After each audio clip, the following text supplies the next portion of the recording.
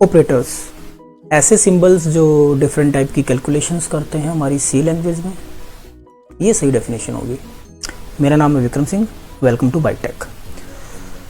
तो आज हम डिस्कस कर रहे हैं ऑपरेटर्स को। ऑपरेटर्स क्या होते हैं? Operators are the symbols which is used for doing some particular calculations में भी। लाइक अगर हम इसको ऐसे समझें कि C equal to A plus B, ये मैंने एक लाइन लिखी, तो इसमें बेसिकली क्या हो रहा है कि हम दो नंबर को ऐड कर रहे हैं A प्लस B को, यानी A एंड B को, और उसको किसके इक्वल कर रहे हैं? C के। ठीक है, तो यहाँ पे जो मेरा प्लस है सिंबल प्लस का और जो इक्वल का सिंबल है, ये बेसिकली मेरे यहाँ पे ऑपरेटर्स हैं। ठीक है, और A एंड B और C ये मेरे ऑपरेंड्स हैं। ठीक है, तो ये हमारे ऑपरेटर्स होते हैं।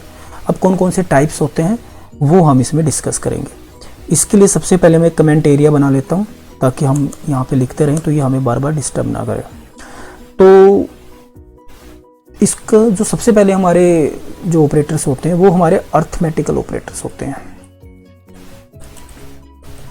ऑपरेटर्स, ठीक है, स्पेलिंग्स देख लेना यार, चल जाता है। तो अब अर्थमेटिकल ऑपरेटर्स हमारे कौन से होते हैं? प्लस हो गया, ठीक है, माइनस हो गया, मल्टीप्लाई हो गया, ये सब ये हमारे जो है अर्थमेटिकल ऑपरेटर होते हैं। ठीक है, अब इनको अप्लाई कैसे करते हैं? तो सिंपल हमारी जो कैलकुलेशंस होती हैं, जैसे इसमें वो भी आते हैं हमारे डिवीज़न हो गया, आप डिवीज़न इसमें यूज़ कर सकते हो स्लैश से। ठीक है, ये हाँ एक कमेंट बन जाएगा वहाँ पे, तो हम इसको हटा देते हैं। तो अब हम यहाँ पे बेसिकली इसको यूज़ कैसे करेंगे? जैसे मैं कह दूँ C equal to A star B, यानी मैं A B को मल्टीप्लाई कर रहा हूँ, तो मैंने यहाँ पे अर्थमेटिकल ऑपरेटर यूज़ किया। सेम जो हमारे होते हैं वो होते हैं हमारे सेकंड में, जो हम जिसको कहेंगे वो आते हैं हमारे लॉजिकल ऑपरेटर्स। नाम से पता लग रहा है, लॉजिकल ऑपरेटर्स का क्या होता है? लॉजिक लगाना, अलग अलग लॉजिक लगाना। ठीक है, तो ये हम बेसिकली इनको कह सकते हैं जैसे एंड और नोट, ये बेसिकली हम लॉजिकल में डिस्कस कर सकते हैं। एंड ऑपरेटर, और नोट। ठीक है, अब एंड वाला ऑपरेटर हमारा कौन सा होता है? एंड होता है हमारा डबल एम्परसेंट।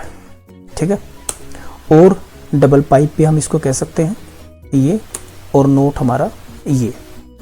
अब एंड ऑपरेटर क्या होता है? एंड ऑपरेटर का मतलब होता है कि जब आपने दोनों कंडीशन ट्रू हो, यानी सपोज करो दो बच्चे कहीं ट्यूशन पे जाते हैं, तो वो एक ही सब्जेक्ट को पढ़ रहे हैं, अगर दोनों ट्यूशन पे आएंगे तो ही मैं पढ़ाऊंगा, ये हो गया एंड। और A और B वही सेम, दो बच्चे जा रहे हैं कहीं पे, B आगे चल रहा है, A पीछे चल रहा है, यानी B का सिलेबस थोड़ी आगे तक जा चुका है, A का थोड़ा बैक साइड पे है। तो अगर B नहीं भी आ रहा है तो मैं A को पढ़ा दूंगा, क्योंकि वो अभी पीछे उसके बराबर ही होगा, वो आगे नहीं जाएगा। तो इसको कहते हैं और, यानी कोई एक कंडीशन अगर ट्रू होगी तो आपका आउटपुट आ जाएगा। और नोट हमारा नोट इक्वल टू या इक्वल टू चेक करने के लिए हमारी हेल्प करता है। फिर आते हैं हमारे relational operator. Relational operator basically क्या करते हैं? रिलेशंस पे काम करते हैं। जैसे अगर हमें कुछ चेक करना हो, greater than, less than, greater than, equal to, less than, equal to, ये हमारे क्या होते हैं? ऑपरेटर होते हैं रिलेशनल। जैसे मैं कहूँ A ग्रेटर देन B, यानी मैं यहाँ पे चेक कर रहा हूँ कि क्या A की वैल्यू B से ग्रेटर है, अगर है तो ट्रू आएगा, अदरवाइज फॉल्स, जो हम आगे जाके ब्रांचिंग स्टेटमेंट्स में यूज करेंगे। फिर जो हमारे नेक्स्ट ऑपरेटर्स हैं वो होते हैं हमारे comparison operators. Comparison operators basically क्या करते हैं? कंपेयर करते हैं वैल्यूज़ को। तो कंपैरिजन ऑपरेटर्स में हमारा जो है वो डबल इक्वल टू सबसे ज़्यादा यूज़ होता है। डबल इक्वल टू का मतलब होता है कंपेयर करना। अगर मैं कहूँ A इक्वल टू B, तो यहाँ पे मैं कह रहा हूँ कि A की वैल्यू B है, यानी मैं A को B असाइन कर रहा हूँ। और अगर मैं यहाँ पे कहूँ A इक्वल टू B, इसका मतलब है कि मैं कंपेयर कर रहा हूँ कि क्या A B के बराबर है, तो ये फ़र्क है दोनों में। उसके बाद हमारा जो नेक्स्ट ऑपरेटर है वो ऑपरेटर है हमारा असाइनमेंट ऑपरेटर। असाइनमेंट हो चुका है हमारा शायद, हाँ। कंपैरिजन हो गया, रिलेशनल हो गया, लॉजिकल हो गया, अर्थमेटिकल हो गया, असाइनमेंट हमारा हो गया, कंपैरिजन हमारा हो गया। नहीं, असाइनमेंट नहीं हुआ भाई, पेंडिंग है। ठीक है, असाइनमेंट ऑपरेटर है हमारा नेक्स्ट ऑपरेटर। अब ये क्या होते हैं? जो वैल्यू असाइन करते हैं, जैसे एक तो इक्वल टू ही हो गया, ठीक है, ए इक्वल टू 10 कह दो तो ए को 10 असाइन कर दिया। अब इसमें कुछ हमारे और ऑपरेटर होते हैं, जैसे मैंने कहा प्लस इक्वल टू, ठीक है। अब इसका मतलब होता है कि उसी में वैल्यू ऐड कर दो और उसको उसके बराबर कर दो।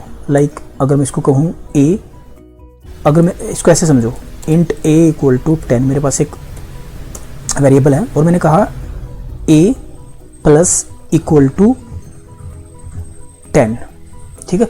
ये कह रहा है कि ए में 10 जोड़ दो और ए के बराबर ही कर दो, तो ए की वैल्यू मेरी क्या होगी, इक्वल टू 20, क्योंकि 10 पहले थी, 10 उसके बराबर होकर हमारा ऐड ऑन होगा। इसको हम ऐसे भी समझ सकते हैं, ए इक्वल टू ए प्लस 10, तो ये सेम काम कर रहा है।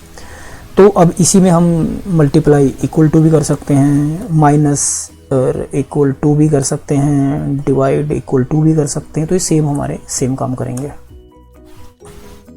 तो ये बेसिकली हमारे होते हैं असाइनमेंट ऑपरेटर्स।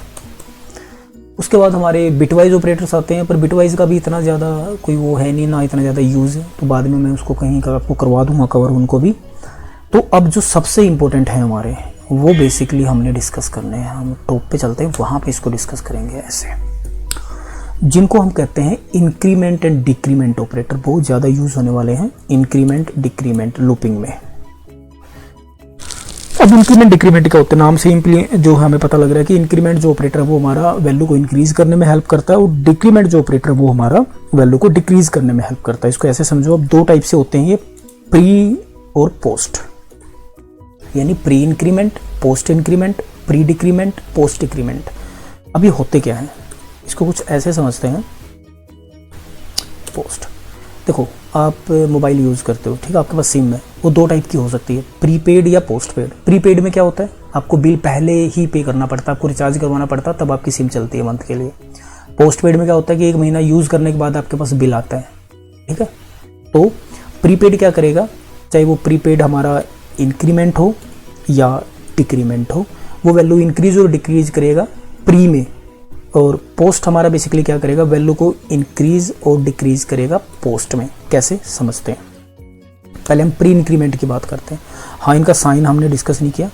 प्री इंक्रीमेंट का साइन है प्लस प्लस वेरिएबल से पहले, और माइनस माइनस डिक्रीमेंट के लिए, ठीक है, वो मैं अभी आपको लगा के दिखाता हूँ।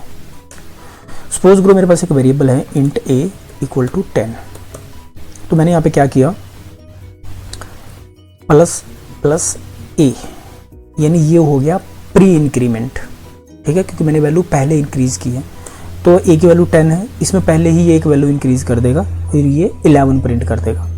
और ऐसे ही अगर मैं यहाँ पे माइनस माइनस करूँ तो ये बेसिकली क्या करेगा, पहले एक वैल्यू डिक्रीज कर देगा और आपको 9 दे देगा। तो ये हो गया मेरा प्री इंक्रीमेंट और डिक्रीमेंट। अगर मैं पोस्ट की बात करूँ, सेम ही कॉन्सेप्ट पोस्ट पे अप्लाई करूँ, तो अगर मैं ए को इंक्रीज कर रहा हूँ, पोस्ट में क्या होता है, ऑपरेटर आता है बाद में वेरिएबल के, तो मैंने कहा ए प्लस प्लस, ये तो बेसिकली क्या करेगा, ए में वैल्यू इंक्रीज करेगा बाद में। कैसे, अगर 10 है तो वो पहले 10 प्रिंट करेगा, फिर 11, फिर 12, ऐसे बढ़ता रहेगा। और अगर डिक्रीमेंट की बात कर रहे हो, पहले वो 10 प्रिंट करेगा, फिर 9, फिर 8, ठीक है। तो आई थिंक ये कॉन्सेप्ट आपको क्लियर हुआ होगा इंक्रीमेंट और डिक्रीमेंट का। जब हम लूप करेंगे, for loop, while loop, do while loop, तो उसमें आपको और भी अच्छे से क्लियर होगा कि ऑपरेटर्स जो है हमारे इंक्रीमेंट डिक्रीमेंट कैसे यूज़ होते हैं। और जो हमारे कंपैरिजन और रिलेशनल ऑपरेटर हैं, बेसिकली ये ज़्यादातर यूज़ होते हैं हमारे ब्रांचिंग स्टेटमेंट्स में, जहाँ पे हमने कंडीशंस लगानी होती हैं, चेक करना होता है। तो नेक्स्ट अब हमने ब्रांचिंग स्टेटमेंट ही करनी है, जिसमें हमारे इफ एल्स और एल्स इफ बहुत सारी स्टेटमेंट होती हैं, स्विच केसेस, तो उसका हम वहाँ पे यूज़ करेंगे। तो कोई इशू है तो आप मुझे कमेंट कर सकते हो, कुछ पूछना है, कुछ नहीं समझ आ रहा, कोई गाइडेंस चाहिए तो मैं आपको मैसेज कर दूंगा, रिप्लाई कर दूंगा आपको। तो ये हमारे ऑपरेटर्स थे। इस वीडियो में इतना ही, मिलते हैं नेक्स्ट वीडियो में ब्रांचिंग स्टेटमेंट के साथ। बाय।